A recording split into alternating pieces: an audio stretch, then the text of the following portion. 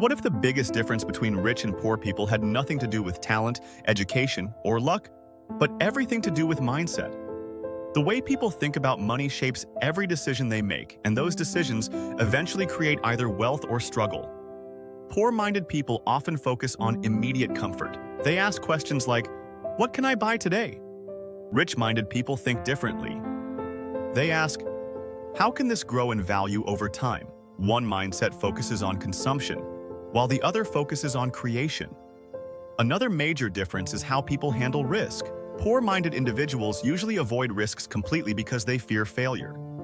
Wealthy people understand that calculated risks are necessary for growth. They know failure is not the end. It is feedback that helps improve future decisions. Time is also viewed differently. Many people trade all their time for money and never escape the cycle. Wealthy individuals focus on building systems, investments, businesses, or skills that continue producing income even when they are not actively working. The rich mindset also values learning. Successful people constantly read books, study successful individuals, and improve their financial education. Poor-minded individuals often believe they already know enough or think learning is unnecessary after school. One of the biggest hidden gaps is emotional control. Wealthy people usually delay gratification.